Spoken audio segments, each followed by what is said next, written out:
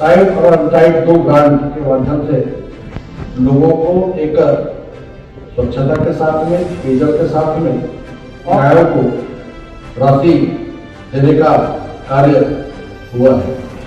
केंद्र और राज्य शासन द्वारा प्रायोजित योजनाओं के संबंध में प्रशासकीय स्वीकृति 21 दिनों के समय सीमा के भीतर परिषद में अगर नहीं होती है तो उसकी जो स्वीकृति है कलेक्टर के माध्यम से किया जाता है।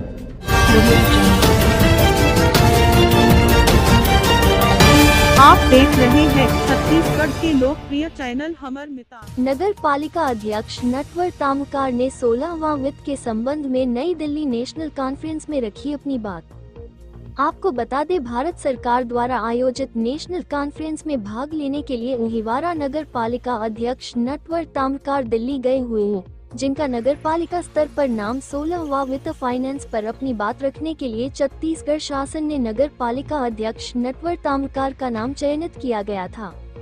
बता दें, 16वां वित्त फाइनेंस कमीशन भारत सरकार द्वारा 5 साल में एक बार होता है, जिसमें आने वाले समय पर केंद्र सरकार के द्वारा राज्य शासन को दिए गई राशि का कैसे और किस दिशा पर आवंटित हो, जिससे हर नागरिक का जीवन स्तर में सुधार हो सके। इस बातों को लेकर ओहिवारा नगर पालिका अध्यक्ष नटवर तामकार ने नई दिल्ली नेशनल कॉन्फ्रेंस में रखी अपनी विचार। हिंदी में अगर चेयरपर्सन सर काउंसिलर के पास क्या पावर है फाइनेंशियल एंड प्रोजेक्ट्स से रिलेटेड, और दूसरा 15वें वित्त आयोग से जो भी ग्रांट्स जो आपको कितने मिले हैं और कितना % यूटिलाइजेशन हो गया है, और नहीं हुआ है तो क्या इश्यूज हैं, किस टाइप के प्रोजेक्ट्स आप उनके साथ कर रहे हैं। आदरणीय अध्यक्ष महोदय, मैं नटवर तामकार, अध्यक्ष नगर पालिका परिषद ओहिवारा, और मुझे प्रथम बार अध्यक्ष बनने का सौभाग्य प्राप्त हुआ, क्योंकि राजनीति में और सामाजिक कार्यों में रुचि रहने की वजह से मैं 11वें वित्त से निरंतर देखते आ रहा हूँ कि केंद्र सरकार ने समाज के उत्थान के लिए, गरीबों के उत्थान के लिए ऐसा कुछ योजना लगाया है जिससे लोगों का भला होता है। और विगत जब से स्वच्छ भारत मिशन का ओडीएफ का जब से चालू हुआ उस समय से टाइट और अनटाइट 2 ग्रांट के माध्यम से लोगों को एक स्वच्छता के साथ में, पेयजल के साथ में और इंफ्रास्ट्रक्चर डेवलपमेंट में 3 भूमिका के साथ में निकायों को राशि देने का कार्य हुआ है, जिसमें जिस विषय पर मुझे कहा गया है, केंद्र और राज्य शासन द्वारा प्रायोजित योजनाओं के संबंध में प्रशासकीय स्वीकृति 21 दिनों के समय सीमा के भीतर परिषद में अगर नहीं होती है तो उसकी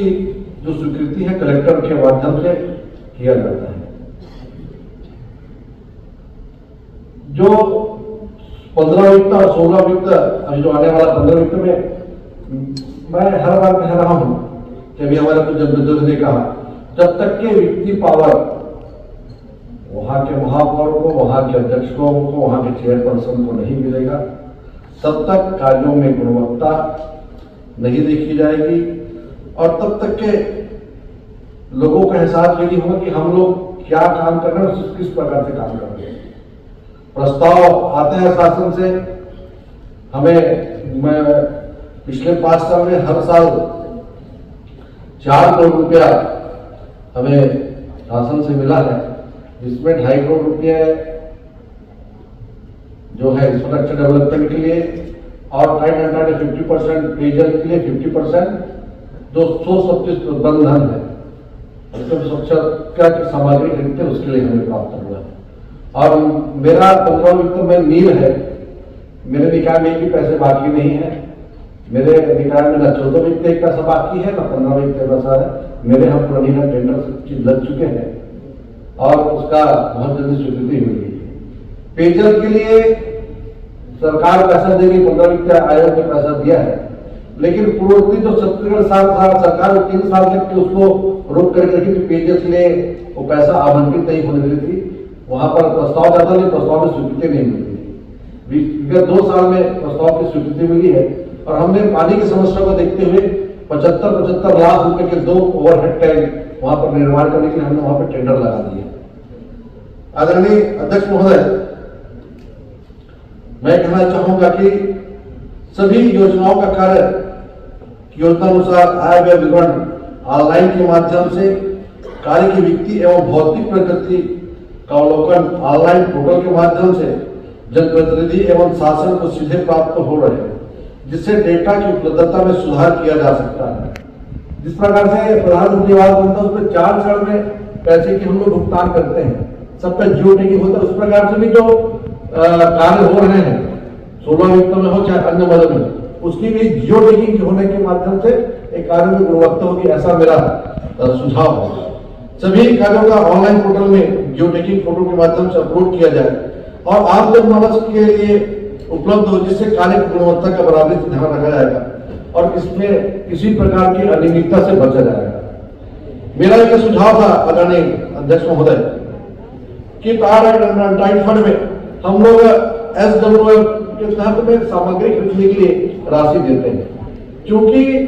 सामग्री हम खरीदते हैं, सामग्री 1 साल 2 साल में खराब हो जाती है, उसके बाद में फिर उसको हम लोग कचरे में फेंक देते, फिर वही सामग्री करती, क्यों ना उसको यूटिलाइजेशन के लिए उसके मतलब अगर खराब हो गया उसको बनाने के लिए एक अलग से राशि का प्रावधान हम करेंगे, तो मैं समझता हूं कि हमारे बहुत सारे पैसे उससे बचेंगे। दूसरी चीज ये मैं कह रहा था अध्यक्ष महोदय कि एक लिमिटेड आपने पैसा दे दिया, एक नगर पालिका है, 20,000 की आबादी है, आपने हमें सामग्री खरीदने के प्रति साल 75 लाख रुपए हमको देते हैं नगर पालिका को, और जिस सामग्री हमको आवश्यकता है नहीं है तब पर भी हम उस सामग्री को खरीदते हैं। मेरा ये निवेदन है कि सरकार का पैसा बचाने के लिए हर नहीं है कि ये सामग्री की उसकी वास्तविक स्थिति को जांचने के बाद में उसको पैसा दिया जाए ताकि सरकार का पैसा बचे। दूसरा बात, जब जिस निकाय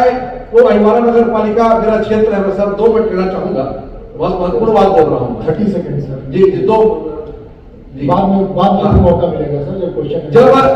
निकाय में 40 साल पहले जो बनी हुई है उसमें भी 15 लेबर काम करते थे, आज 40 साल बाद ही 50 लेबर काम करते हैं, तो नागर उसमें 10 था, आज 100 है, कर्मचारी सिर्फ 15 है। मेरा ये निवेदन है कि 16 वित्त से हम लोग अगर कलेक्टर दर पर भी कर्मचारी की नियुक्ति करेंगे तो हमारी सफाई व्यवस्था और नगर पालिका म्यूनिसिपैलिटी की व्यवस्था उसमें दुरुस्त होगी। और ऐसे बहुत से विषय हैं, मैं सेकंड मेरे को समय कम मिला गया है इसलिए मैंने, लेकिन इस बात में मैं